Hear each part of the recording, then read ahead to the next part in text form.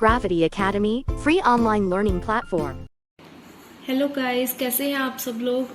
I hope कि आप सब अच्छे होंगे और अच्छे से पढ़ाई कर रहे होंगे। सो गाइस, हम लोग सबसे पहले फिजिक्स की यूनिट कर रहे थे, यूनिट 1।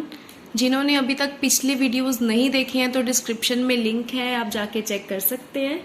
तो आइए स्टार्ट करते हैं आज का topic, that is dimensional analysis.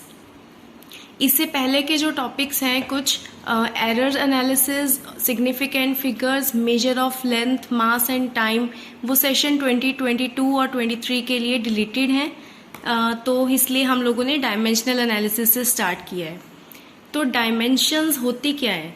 The units of physical quantity expressed in powers of mass, length and time are called dimensions.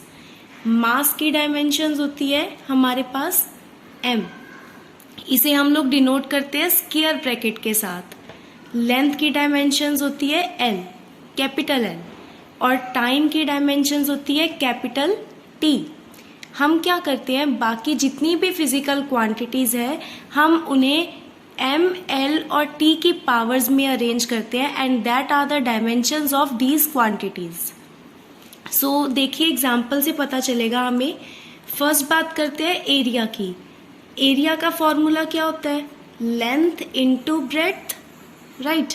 अब लेंथ जो है इसको हम लोग कैसे लिख सकते हैं? एक ये तो सिंपल है लेंथ, तो लेंथ की डायमेंशंस होती है हमारे पास l इनटू ब्रेड्थ।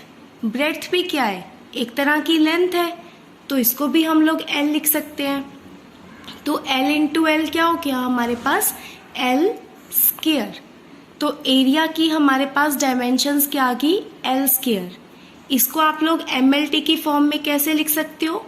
m यहाँ पे नहीं है हमारे पास, तो m की पावर हो गई 0, देन l की पावर 2 एंड अगेन t यहाँ पे नहीं है तो t की भी पावर हो गई 0। सॉरी। नेक्स्ट आते हैं वॉल्यूम के ऊपर। Volume equals to length into breadth into height. तो अगेन देखो, लेंथ जो है उसकी डायमेंशंस होती है हमारे पास l। ब्रेड्थ भी अगेन हमारे पास क्या है? एक तरह की लेंथ, और लेंथ की डायमेंशंस फिर से l।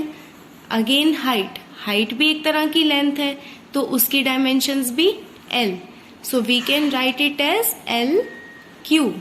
मल्टीप्लाई करते हैं जब हम लोग बेस सेम पावर्स ऐड, तो इसको हम लोग ऐसे भी लिख सकते हैं, m की पावर 0, l क्यूब, t की पावर 0। और देख लेते हैं, these are very important. Next is speed और वेलोसिटी। स्पीड की डायमेंशंस क्या होगी? सबसे पहले इसका फॉर्मूला देखते हैं। Speed is equal to distance upon time. So distance की डायमेंशंस क्या होगी? डिस्टेंस एक तरह की लेंथ होती है, तो डिस्टेंस की dimension is l।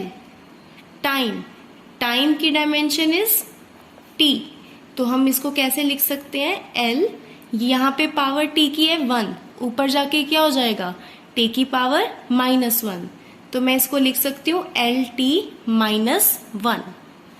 Is it clear? Next is density. Density का फॉर्मूला क्या होता है हमारे पास? Mass upon volume. ठीक है। अब मास की डायमेंशंस क्या होती है? m।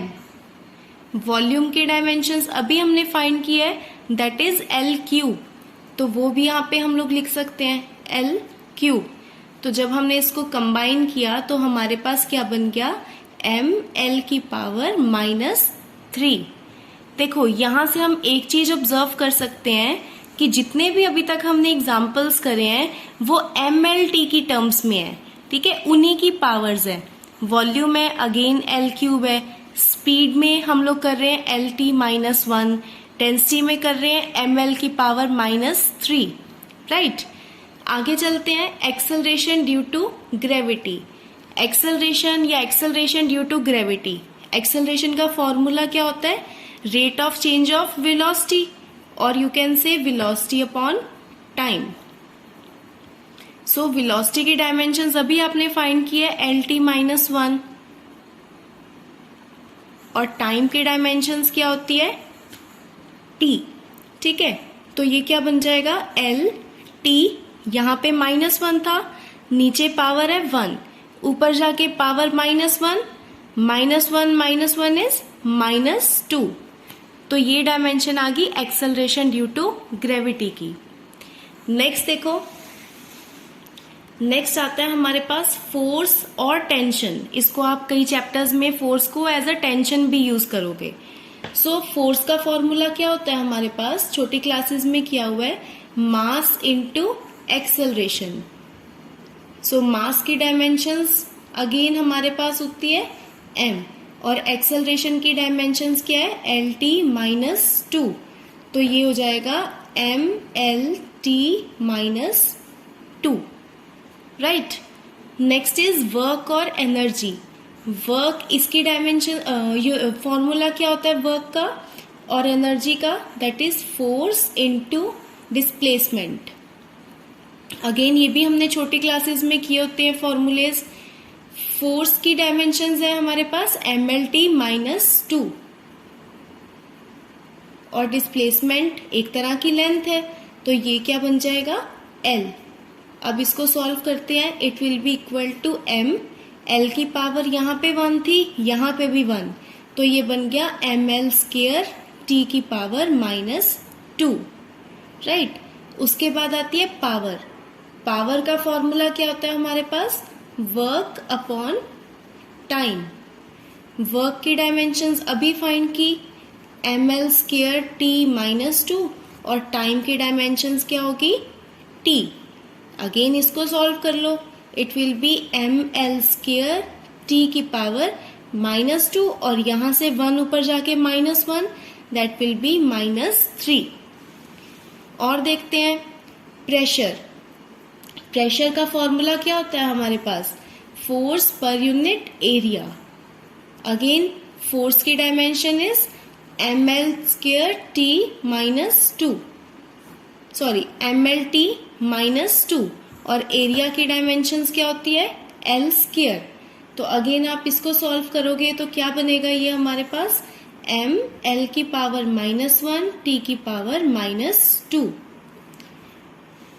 आई होप आप सबको समझ आ रहा होगा। नेक्स्ट चलते हैं एंगल पे। एंगल क्या होता है हमारे पास, आर्क अपॉन रेडियस।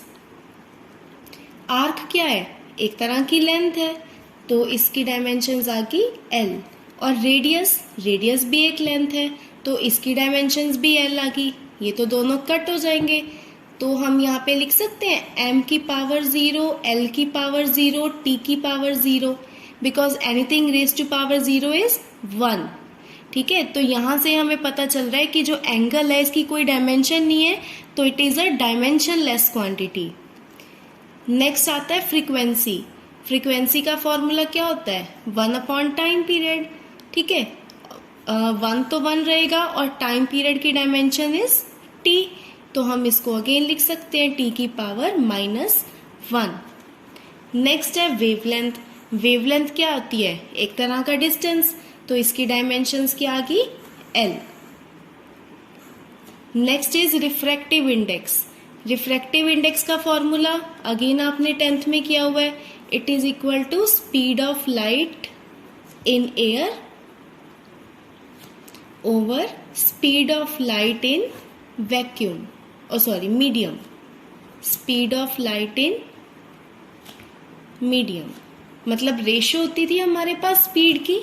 ठीक है, स्पीड की डायमेंशन होगी LT-1, और नीचे भी है तो वो स्पीड ही, अगेन उसकी डायमेंशन होगी LT-1, दोनों कैंसिल हो गए। अगेन हम लोग लिख सकते हैं M0 L0 T0। क्लियर। इसके बाद और भी कई एग्जांपल्स हैं, आप लोग यहाँ देख सकते हैं, जैसे impulse, strain, linear momentum, torque, gravitational constant, और भी ये कुछ कॉमन एग्जांपल्स हैं। इसके अलावा भी अगर आपको कुछ और पढ़ना हो तो आप लोग बुक से पढ़ सकते हैं। नेक्स्ट टॉपिक पे चलते हैं। Next is classification of dimensions. जो डायमेंशंस है ये 4 टाइप्स में हम इसको क्लासिफाई करते हैं। First is dimensional variables. ठीक है, देखो इनको आप नाम से ही याद रख सकते हो। डायमेंशनल मतलब क्वांटिटीज जिनकी डायमेंशन होएगी, प्लस वेरिएबल वो वेरिएबल होंगे, यानी कि उनकी कुछ ना कुछ वैल्यू होगी। तो ऐसी क्वांटिटीज जिनकी डायमेंशन भी होती है प्लस वो वेरिएबल भी होते हैं, मतलब उनकी कुछ भी वैल्यू हो सकती है, उन क्वांटिटीज को हम लोग क्या बोलते हैं? Dimensional variables. एग्जाम्पल है जैसे कि फोर्स, वर्क, एनर्जी। सपोज मैं बोल रही हूँ फोर्स की डायमेंशंस भी होती है mLT-2, और अगर हमें इसकी वैल्यू देखनी हो तो may be 10 Newton, it may be 5 Newton, कुछ भी हो सकती है। नेक्स्ट चलते हैं डायमेंशनल कांस्टेंट पे।